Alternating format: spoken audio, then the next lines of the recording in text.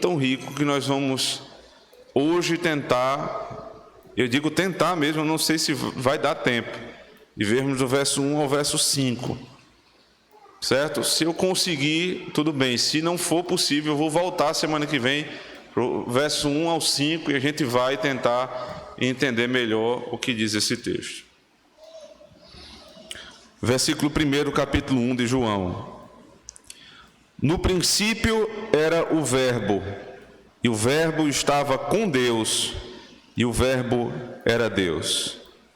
Ele estava no princípio com Deus. Todas as coisas foram feitas por Ele, e sem Ele nada do que foi feito se fez.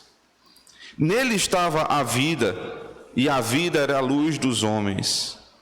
E a luz resplandece nas trevas, e as trevas não a compreenderam. Vamos orar ao Senhor. Ó Deus santo e bendito,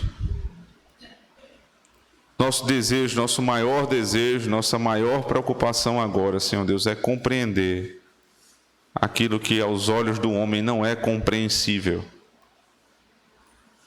É crer naquilo que naturalmente não cremos. Se o Senhor reservou esta noite, Senhor Deus, para que esse texto fosse pregado, é porque o Senhor deseja falar conosco. Nós não queremos perder essa oportunidade, Senhor. Cative-nos, Senhor. Não permita que as nossas preocupações com a segunda-feira nos atrapalhem agora. Não permita, Senhor Deus, que nada nos distraia, para que nós possamos entender, compreender quem é Cristo. Que haja, Senhor Deus, no nosso meio, não apenas compreensão racional, mas que a compreensão racional nos leve, Senhor Deus, à fé salvífica. Ensine-nos, Senhor Deus, nessa noite. Use-me, Senhor Deus, poderosamente para a Tua glória, em Cristo nosso Senhor. Amém. Se nós fizéssemos uma pesquisa e perguntássemos às pessoas quem é Jesus, você iria ouvir as respostas mais variadas, mas na maioria delas, respostas vazias, sem sentido. As pessoas iriam lhe responder: Jesus é tudo para mim. Não é assim? Jesus é meu tudo. Jesus é um grande exemplo de vida. Jesus é um mestre. Jesus é redentor, é salvador. Jesus é minha referência. Só que quando você vai procurar na vida dessas pessoas, o que é que tem de Jesus ali nelas? Não tem quase nada. Se você espremer mais um pouquinho e pedir para que ela explique quem é Cristo, quem é o Cristo, elas não sabem quase nada. Você pergunta, por exemplo, Jesus é Deus ou Jesus é homem? Alguns vão dizer, não, Jesus é Deus. Aí você continua, se ele é Deus, como é que ele pôde se encarnar? É mesmo, é porque talvez ele seja homem, mas não seja homem como eu sou homem. Ou então ele é Deus, mas ele é uma figura humana. Todas essas são heresias históricas, irmãos. Essas pessoas nem sabem. Na ignorância delas, elas estão repetindo e repetindo heresias históricas que a igreja já combateu uma a uma. Jesus não é simplesmente um modelo, porque assim querem os espíritas. Jesus não é uma aparência, né? Ele como homem, ele não tem aparência simplesmente de homem. Não, ele é homem. Uma das heresias do primeiro século dizia exatamente isso. Ele tem a aparência de homem. Não, ele não tem a aparência de homem. Ele é homem. João escreve diretamente, para combater um homem chamado Cerinto, um herege da época dele. Ele escreve o Evangelho, ele escreve as 3 cartas, escreve também Apocalipse, mas especialmente no Evangelho e nas suas cartas ele vai se debater com Cerinto, que dizia que Jesus não era Deus. Preocupação dele para que a igreja não fosse enganada por esse ensino perverso. Há registros, a respeito de João, que diziam que quando, se vocês, ele dizendo à igreja, se vocês perceberem que Cerinto chega num determinado lugar, saiam desse lugar, não comam com ele, não tenham nenhum tipo de fraternidade com ele, é um herege, porque ele desviou aquilo que é próprio de Cristo. Ele é Deus, ele desviava as pessoas desse caminho. Então nós devemos ter essa seriedade, irmãos, a respeito daquelas pessoas que tentam de alguma maneira mudar, transformar aquilo que é declarado na Escritura. Cristo é Deus, Jesus é Filho de Deus, Jesus é aquele que veio para se encarnar, mas ele é Deus. Essa era a preocupação aqui de João. Uma segunda preocupação de João é que as pessoas compreendessem quem é Cristo. Compreensão viva que gera fé. Veja, aqui alguns textos que falam sobre a compreensão. Verso 5, e a luz resplandece nas trevas, e as trevas não a compreenderam. Aí ele diz, verso 10, estava no mundo, e o mundo foi feito por ele, e o mundo não o conheceu. Verso 11, veio para o que era seu, e os seus não o receberam. Ainda no verso 21, disseram-lhe, pois, quem és? Para que demos resposta àquele que nos enviaram, que diz de ti mesmo, aqui falando de João Batista, tu és o Cristo? Ele diz, não. Eles querem compreender, verso 26, João respondeu-lhes dizendo, eu batizo com água, mas no meio de vós está um, a quem vós não conheceis. Verso 31, e eu não o conhecia, mas para que ele fosse manifestado a Israel, vim eu, por isso, batizando, para que ele fosse manifestado. Verso 33, e eu não conhecia, mas o que me mandou a batizar com água, esse me disse. Você percebe um capítulo só, falando de compreensão, conhecimento, conhecia, não conhecia, quem és tu, quem é ele, toda essa atenção do texto, de quem nós estamos tratando aqui. E o propósito de João é justamente revelar quem é este. Quem é este que as pessoas pensavam conhecer, mas de fato não conhecem. O debate de João aqui é com os judeus. Vocês pensam conhecer, vocês não conhecem.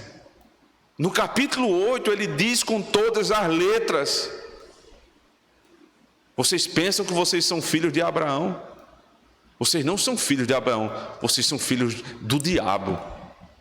Porque se vocês fossem filhos de Abraão, vocês compreenderiam o que eu estou falando. Mas porque vocês não creem, vocês não compreendem. A compreensão, irmãos, veja, e aqui é usada a palavra logos, o verbo. Era uma palavra muito debatida ali no primeiro século. O logos grego, o que é o logos? O conhecimento, de onde vem. A maioria das vezes na filosofia você vai ver que o logos é algo impessoal, o conhecimento é uma coisa impessoal. E aqui João está apresentando, veja, um homem simples, ele responde aos problemas mais profundos da filosofia. O que é o conhecimento? ele não é impessoal, ele é uma pessoa, é Cristo. Vocês querem conhecer, então vocês podem conhecer em Cristo. Todo conhecimento à parte de Cristo é vão, é vazio. Se vocês querem conhecer, conheçam nele, por meio dele. E aí vem um propósito do conhecimento. Este é o verbo que está sendo apresentado aqui no capítulo 1. Mas qual é o propósito do conhecimento? Qual era o propósito de João? Vá comigo, por favor, João capítulo 20, verso 30 e verso 31.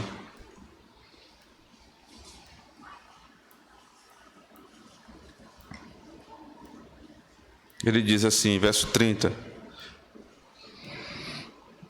Jesus, pois, operou também em presença de seus discípulos muitos outros sinais que não estão escritos neste livro. Estes, porém, foram escritos para que creiais que Jesus é o Cristo, o Filho de Deus, e para que crendo tenhais vida em seu nome. A resposta das perguntas lá de trás está aqui. O que eu escrevi, o que está revelado aqui, tem um propósito para que vocês creiam. Vocês precisam conhecer Cristo com o propósito de crer, não é conhecer pelo conhecimento. Quantas pessoas não sabem versículos decorados? Quantas pessoas você não já conheceu que sabia a Bíblia de cor e salteado de frente para trás, e quando você foi ver um ímpio? Não é este o propósito, não é para que vocês compreendam racionalmente, vocês precisam compreender para que vocês creiam. E então, crendo, vocês vão ter a vida em meu nome, ou seja, no nome dele. No nome dele. É preciso conhecer quem é o Senhor Jesus Cristo. Agora volta comigo lá para João, capítulo 1. Nós vamos começar a investigar quem é Cristo. No verso 1 diz assim: no princípio era o Verbo, e o Verbo estava com Deus, e o Verbo era Deus. No princípio era o Verbo. Chama atenção, né? No princípio não foi o Verbo. Se o Verbo estivesse no perfeito, foi. Não foi. Era. Ainda não é a plenitude do conhecimento a respeito de quem é o Verbo, porque é difícil a linguagem humana, limitada. Na melhor língua que você pegar, você vai ter dificuldade de revelar isso. Ele não era, ele é. Mas ele está pegando um ponto específico no princípio, para falar de algo que é eterno. Veja a dificuldade. Ele é eterno. No princípio era. Claramente aqui, irmãos, o que nós temos é um paralelo entre Gênesis capítulo 1, verso 1 e João capítulo 1, verso 1. João não vai começar falando da genealogia de Cristo, como faz Mateus, nem do nascimento de Cristo, como outros evangelistas, não. Porque ele tinha outro propósito, o propósito é revelar que Jesus é Deus. Então, qual é a característica primária de Deus? Ele é eterno. Qual é a prova disso? No princípio era o Verbo, ou seja, quando as coisas foram ter princípio, o que não tem princípio já existia. Quando tudo teve princípio, ele já existia, ele é. O Verbo é. Ele não era e não será, ele é, sempre é. Mas como tem que determinar um tempo, um ponto, então ele está dizendo no princípio. Lá, no princípio criou Deus os céus e a terra. Aí ele está dizendo no princípio era o Verbo, ou seja, o Verbo é Deus, Criador. O que criou no princípio foi Cristo. mas de um modo tal onde não há confusão das pessoas. Olhe para o texto. No princípio era o verbo, e o verbo estava com Deus. Interessante aqui, essa foi uma das minhas últimas exegeses lá do seminário, e um dos textos que eu mais me dediquei, porque realmente é um texto muito complicado. Eu fui rever essa exegese essa semana, e isso aqui é muito interessante, veja. Quando ele diz assim, o verbo estava com Deus, estava no princípio com Deus. A preposição que é usada aqui, prós, ela é geralmente traduzida por diante de. Então, no princípio, o verbo estava diante de Deus. Mas a tradução diz com Deus, que também é possível. É uma tradução possível. Para revelar o quê? Eles têm intimidade, eles têm unidade. O verbo e Deus, o Pai, têm intimidade. Há unidade na triunidade, mas ao mesmo tempo eles não são a mesma pessoa, porque ele é o verbo e o outro é o Pai, Deus. Então não há confusão de pessoas, mas há unidade entre elas. O verbo é uma pessoa, Deus Pai é uma pessoa, mas como eles estavam juntos. Diante de passa a ser com Deus. O verbo estava com Deus. Aí, para não deixar dúvidas, o verbo era Deus. Por que é possível utilizar esse tempo verbal era para um Deus que sempre é? Só por um motivo, porque ele está citando aqui o começo, o princípio de todas as coisas. Ele delimitou um tempo. Quando as coisas começaram a ser feitas, ele já existia. Então, peraí, qual é o papel de Cristo ali na criação? Volte comigo lá para Gênesis capítulo 1, por favor. Gênesis 1. Veja como é que começa todo o desenrolar da revelação. No princípio criou Deus os céus e a terra. No princípio o Senhor criou de uma vez só céus e terra. Aí ele diz, e a terra era sem forma e vazia, e havia trevas sobre a face do abismo, e o Espírito de Deus se movia sobre a face das águas. Outra tradução diz assim, pairava sobre a face das águas, não é isso? Esse verbo aqui no hebraico, já não no grego, aqui nós estamos no hebraico, ele dá a ideia de como uma galinha, lá em Deuteronômio ele aparece assim, como uma galinha que está chocando ali os pintinhos. Ele está preparando o mundo para que haja vida. Quem estava preparando? O Espírito. Deus criou todas as coisas de uma vez só, céus e terra. O Espírito estava ali preparando aquele lugar. E ele diz em seguida, verso 3, e disse Deus, haja luz e houve luz. Como é que a luz existiu? Nós não estamos falando aqui de sol, porque o sol só vai ser criado no quarto dia. Não são os luzeiros, é a luz. A luz existe independentemente de um elemento que vai propagá-la. Como é que a luz existiu?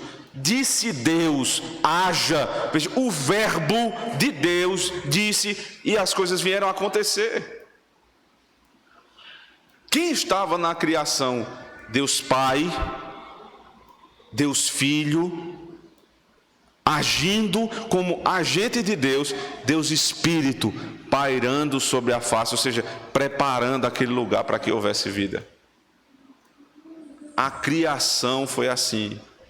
Nada existia, então tudo foi criado. Aí no texto, verso 3 diz, haja luz e houve luz. Verso 4, e viu Deus que era boa a luz. Não era boa as trevas, não eram boas as trevas. Deus faz alguma coisa que não é bom. Não, ele está evidenciando a luz é boa. A luz é boa. E fez Deus separação entre luz e trevas. Na criação, ele já está anunciando o que Cristo vai fazer e o que vai ser revelado por João lá no capítulo 1. Ele fez separar. Quando ele faz dia e noite depois, ele tá chamando as coisas, ele está diferenciando. São marcas de tempo que falam a respeito de coisas espirituais. Marcas temporais, que são coisas menores e limitadas no espaço, no tempo, que estão apontando para coisas que são superiores e eternas. Só o fato de ele separar luz e trevas, ele já estava falando da redenção, apresentando a redenção. Aqui, a criação. Então, por que João vai se reportar a essa linguagem? Volta comigo lá para o Evangelho, para falar de Cristo. No princípio era o Verbo, e o Verbo estava com Deus, e o Verbo era Deus. Ele estava no princípio com Deus. Ele criou todas as coisas. Ele não é criado. Ele foi eternamente gerado, como dizem os profetas e os nossos símbolos de fé. O fato de ser eternamente gerado não quer dizer que ele seja criado. Ele é antes de todas as coisas. Você tem dúvida? João, capítulo 17. Abra comigo, por favor. João 17, verso 5. Na oração que ele faz ao seu Pai, ele diz assim: e agora glorifica-me tu, ó Pai, junto de ti mesmo, com aquela glória que tinha contigo antes que o mundo existisse. A glória de Cristo, ela não começou no princípio. Ele não foi criado no princípio, como alguns equivocadamente leem o texto lá de João 1. Não. Ele disse: Senhor, eu quero retomar a glória que eu tinha antes do mundo existir. Ele estava no princípio com Deus. Veja, ele é um com Deus, em trindade, mas ele é uma pessoa distinta de Deus Pai e de Deus Espírito. O segundo argumento para demonstrar que ele não é criado é porque é ele que cria. Veja, verso 3: todas as coisas foram feitas por ele, e sem ele nada do que foi feito se fez. Todas as coisas, quais coisas? Todas as coisas, desde o princípio. Então tudo que foi feito só pôde ser feito por conta de Cristo. Não fosse Cristo, irmão, não havia céu, não havia terra, não haviam estrelas, não haviam animais, você não existia. Ele é o agente de Deus. Então, se ele estava na criação criando, em primeiro lugar, ele é Deus, porque só Deus é criador. É inerente à natureza divina ser criador. A criatura não cria, só Deus cria. Então ele é Deus. Então, se ele é Deus, vem a segunda consequência: ele é Senhor. Há um argumento que reputam a C.S. Lewis.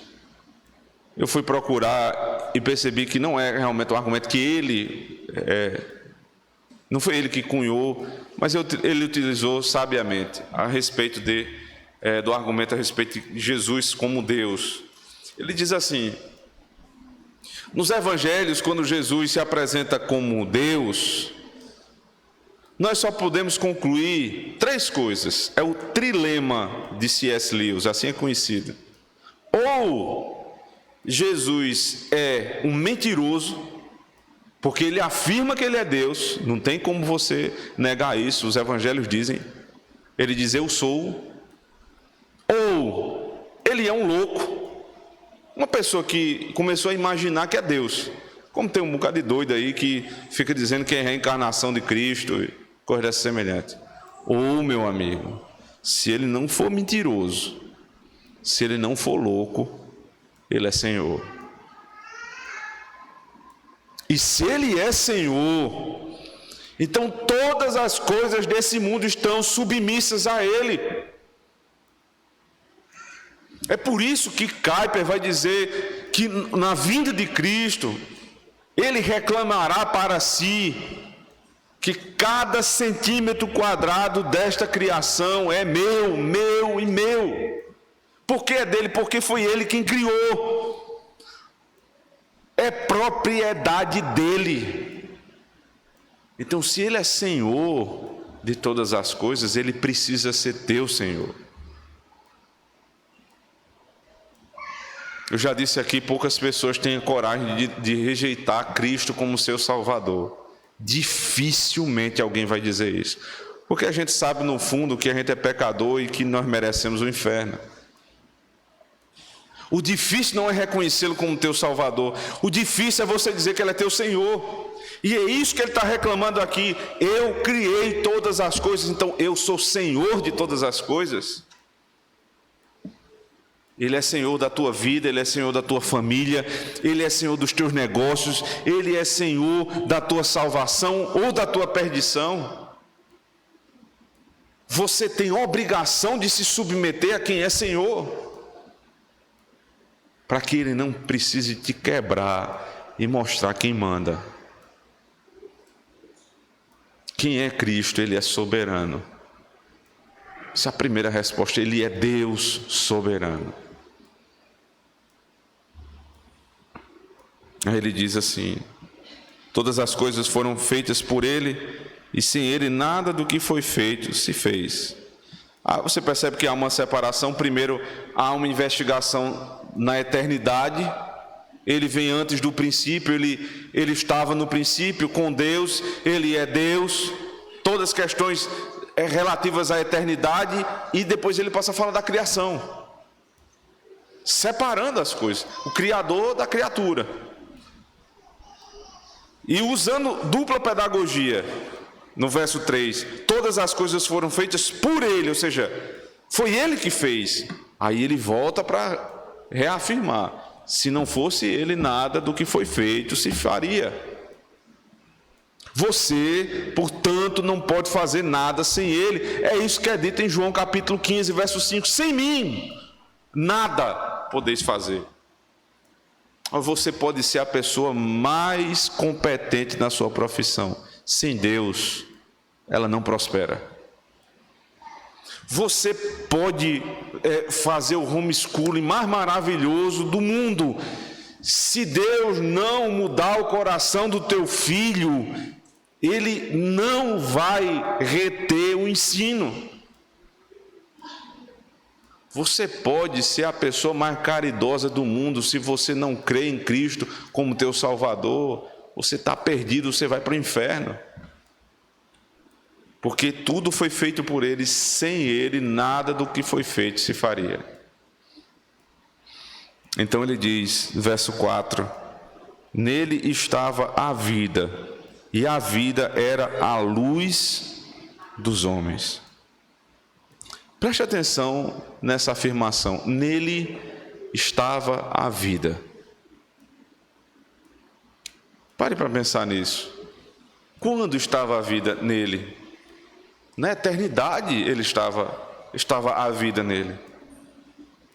Não é porque ele é vivo simplesmente, né? Filosoficamente as pessoas dizem isso, né? Deus não existe. Você pode afirmar tranquilamente: Deus não existe, Deus é.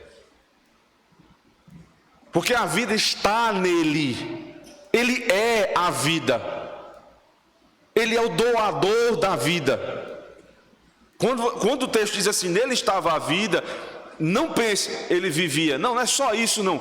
Ele é a própria vida, a essência da vida está nele. O que foi que ele fez? Sendo ele a vida, ele se encarnou como homem, tomando sobre si todas as limitações de homem, e ele já sabia que ele tinha um propósito em vida: morrer. Já pensou? O autor da vida aquele que tem a vida nele, resolveu se encarnar para morrer. Como é que pode como é que é concebível uma coisa dessa? Ele habitava em glória, ele vai dizer lá em João 17, Senhor, eu quero ter novamente a glória que eu tinha antes do mundo existir. Porque ele estava humilhado como homem, rebaixado como homem. Veja, Jesus, ele vai para onde quer. Espírito, ninguém prende um espírito. Ninguém prende um espírito. Aí Jesus tem que dizer assim, escutar da irmã de Lázaro: Senhor, se o Senhor estivesse aqui, meu irmão não teria morrido. Como é a história? Se eu estivesse aqui, não se diz isso para um espírito, só se diz isso para o corpo. E sabe por que pode ser dito isso? Porque ele resolveu, nele estava a vida, mas ele resolveu se humilhar como homem e ter que ouvir isso. Ah, Senhor, se o Senhor estivesse aqui, como um pai, olha, se o Senhor estivesse aqui, seu filho não teria feito isso. Isso é uma humilhação para a gente. Mas é compreensível, porque nós somos realmente homens. E ele resolveu ser homem, como eu sou homem. Já pensou Cristo?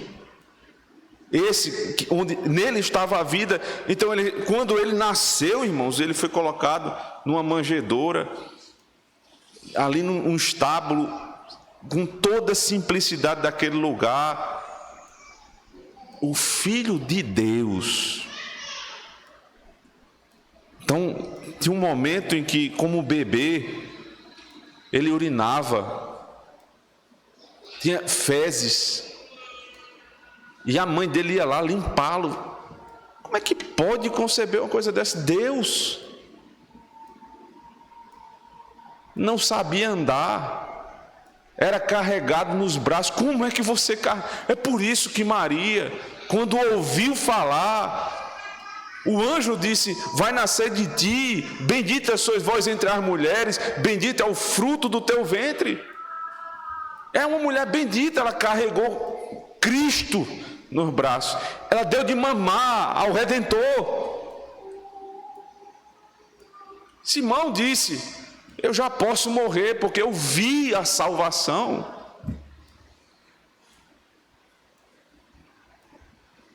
Teve que ser ensinado, repreendido como criança, sempre obediente, sempre. E cresceu como homem. Teve um ofício, o ofício do pai, foi ser carpinteiro como o pai. Você imagina, Jesus chegava no final do dia, assim, trabalhou com o pai, na carpintaria, serviço pesado, chegou ali 7 horas da noite. Eu estou cansado. Deus, o guarda de Israel, que nem dorme, nem dormita, ele teve que dizer: eu estou cansado. Ele disse para a mulher samaritana: tenho sede. Ele viu o seu irmão morto, o seu amigo como irmão, Lázaro, morto, e chorou. Nele estava a vida. E ele se rebaixou dessa maneira, a este ponto, sendo ele o Criador de todas as coisas. Nele estava a vida, e a vida era a luz dos homens. Veja, agora ele está voltando lá para Gênesis capítulo 1. Ele criou, ele deu vida, aí agora ele está mudando o aspecto da vida aqui. Que vida é essa? Antes de entrar nisso, eu queria só apresentar aos irmãos os contrapontos, né, de João, os contrastes que ele apresenta. Por exemplo, ele vai falar muito sobre luz e trevas. sobre conhecimento e desconhecimento, filhos de Deus e filhos do diabo.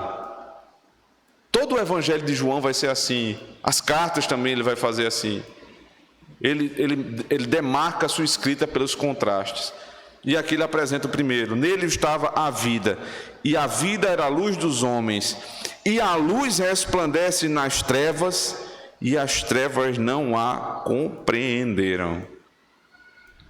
Ele está remetendo aqui à criação, porque no princípio criou Deus os céus e a terra era sem forma e vazia, o Espírito pairava sobre a face do abismo, e disse Deus: haja luz, e houve luz. E Deus fez separação de luz e trevas. Aí ele está retomando essa linguagem aqui, não mais a respeito da criação, mas a respeito da recriação. Sabe por quê? Somente o que criou, somente aquele que teve poder para criar, terá poder para recriar o mundo. Homem nenhum tem poder para recriar o mundo. Homem nenhum tem poder para mudar a vida do homem. Porque o homem está em trevas. Como foi que foi feito no começo para diferenciar luz e trevas? Veja, na concepção humana, às vezes, há uma luta, uma batalha entre luz e trevas. Não é o conceito bíblico. Não existe batalha nenhuma entre luz e trevas no conceito bíblico. É o seguinte, é simples: a luz vence as trevas, ponto. Isso é fácil até de lhe exemplificar. Matthew Henry comentando aqui, e é uma imagem que outro puritano usa, Thomas Boston. Ele disse: você pode estar no lugar mais escuro do mundo, basta uma vela para lhe tirar do escuro. A vela, a luz da vela não briga com a escuridão, ela só dissipa. Para onde você aponta uma velinha, as trevas se acabam. Você está num carro, você está viajando, e o seu carro perde um farol. Fica difícil. Mas você tem o outro. Você tem balizas na estrada e você ainda tem um farol. Com um farolzinho e cuidado, olhando para aquelas balizas, você vai para todo canto. E o teu farol não está brigando com aquela imensa escuridão. Mas aonde o farol toca, a luz do farol toca, ali não há trevas. Sabe o que é que Cristo está dizendo aqui? Assim como na criação a luz dissipou as trevas, e Deus fez separação de luz e trevas e chamou a luz de boa, Ele está dizendo: quando a minha luz tocar nas tuas trevas, vai dissipar as trevas em que você vive. O próprio João vai explicar isso. Abra comigo, por favor, primeira carta de João, no capítulo 1.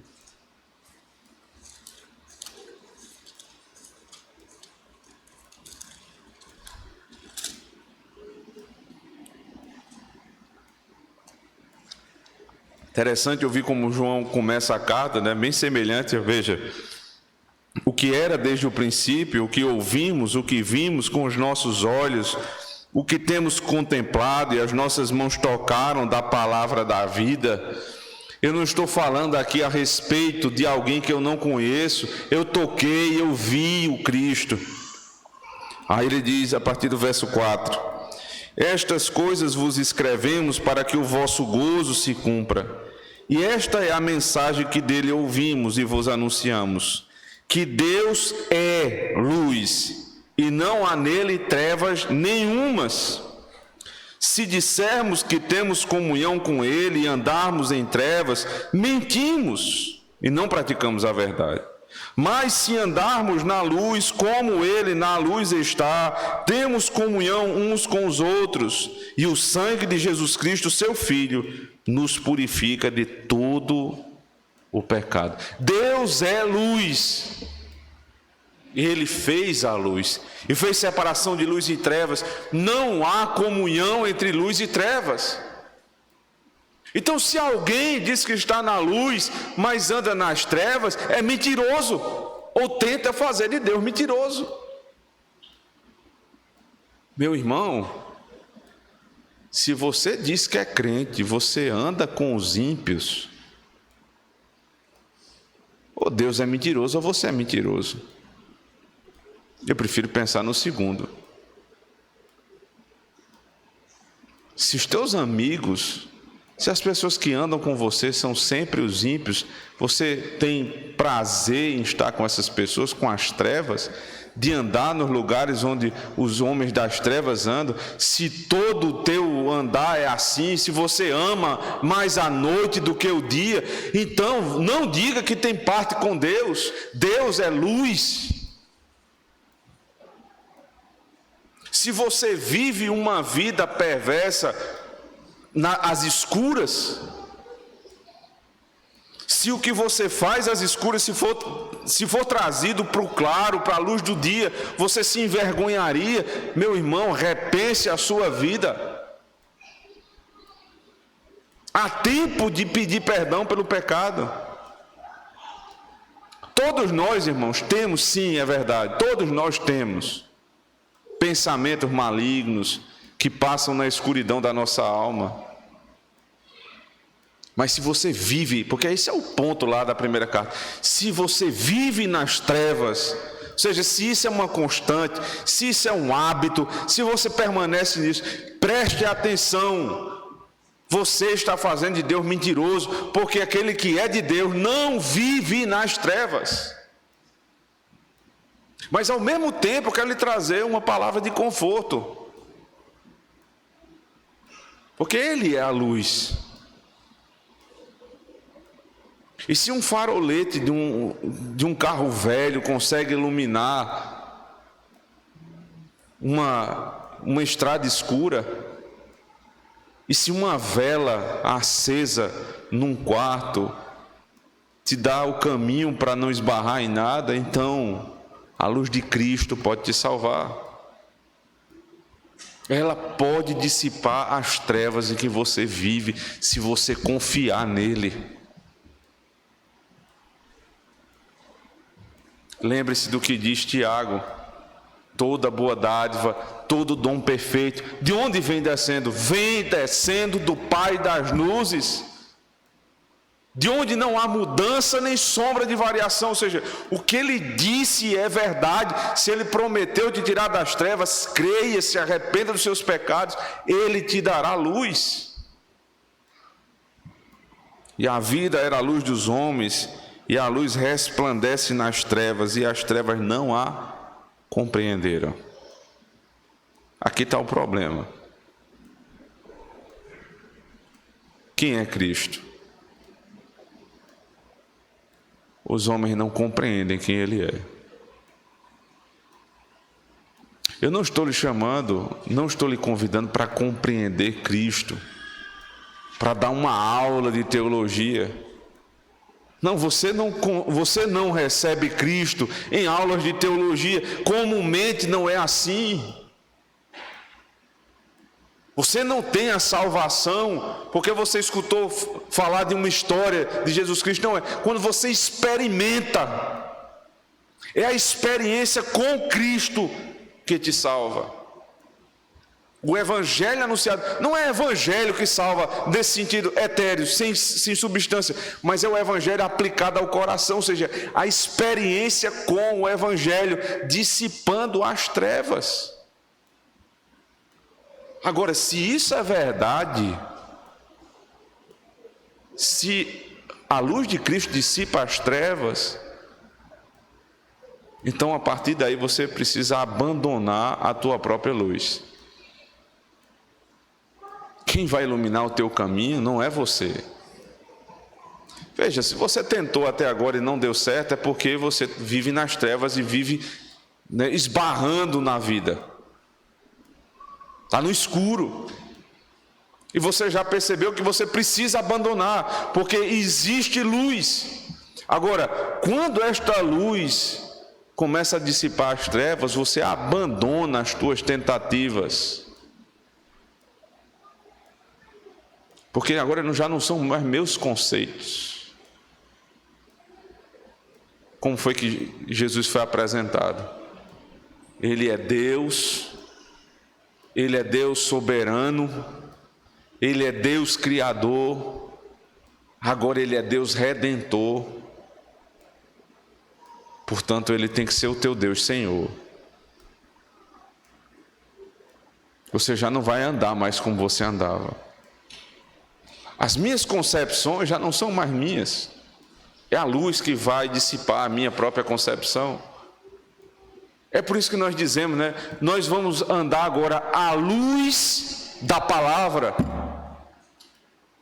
Eu andava nas trevas das minhas próprias concepções, agora eu ando à luz da palavra de Deus. Reflita nisso. Quem é Jesus Cristo para você? Sabe como é que você responde? Como é que eu tenho andado? Quais são as balizas da minha vida? Não adianta nada você saber que Ele é Criador, que Ele é Senhor, que Ele é Deus, se Ele não for o teu Deus. Se Ele não for o teu Deus, você está perdido. Sabe por quê? Lembre-se de C.S. Lewis. Se Ele não é mentiroso, se Ele não é louco, então Ele é Senhor. E se Ele é Senhor, que habitava em glória, habitando nele a vida, e Ele resolveu entregar a sua própria vida para salvar os que nele creem, e não fosse o bastante, Ele registrou isso no livro para que você cresce, e você não o recebeu, como o texto diz aqui. Então, o teu futuro é nas trevas. O teu futuro é no inferno, longe de Deus. Quem é Cristo para você, meu irmão? Não dê mais esse tipo de resposta. Ele é tudo para mim.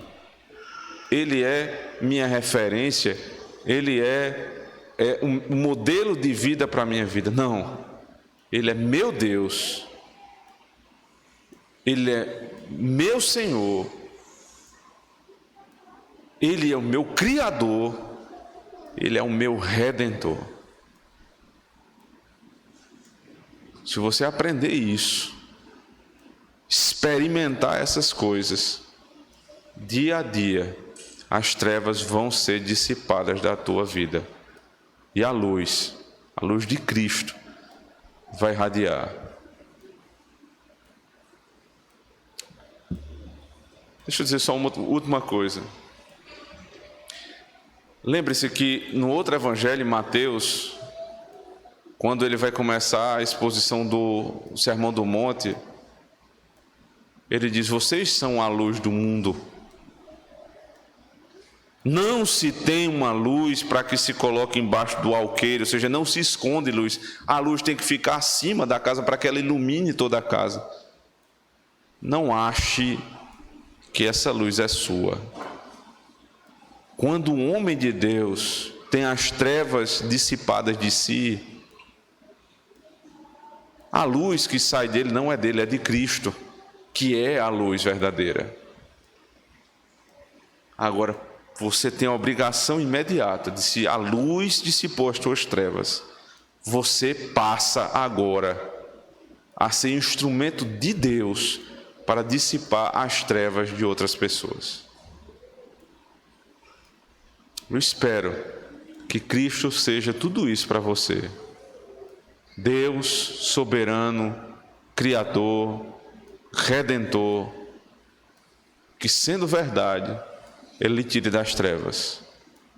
E lhe tirando das trevas, Ele te deu a oportunidade de anunciar o Evangelho que dissipa o homem das trevas. E aqueles que creem serão salvos. Aqueles que não creem serão condenados eternamente a viver longe do Deus soberano, do Deus bondoso, que abandonou a sua glória para dissipar as trevas da nossa vida. Que o Senhor nos abençoe, irmãos. Amém. Oremos ao Senhor. Santíssimo Deus e Pai, quanto conhecimento há na Tua palavra, Senhor. Quanta limitação há em nós. Quantas vezes voltássemos a esse texto, Senhor Deus, nos surpreenderíamos cada vez mais. Quem é o Senhor para cada um dos Teus filhos? Que Tu sejas sempre lembrado como Senhor, Redentor, Salvador, Soberano, e que isso se reflita na nossa vida em submissão à Tua palavra. E não somente em submissão, mas em desejo de anunciá-la àqueles que não creem no Senhor. Nos faça perseverar na luz, Senhor Deus. Retire as trevas da nossa vida, para que nós possamos andar em conformidade com esta palavra. No nome de Cristo, nosso Senhor. Amém. Amém. Vamos ficar de pé, irmãos, para cantarmos juntos Salmo 47.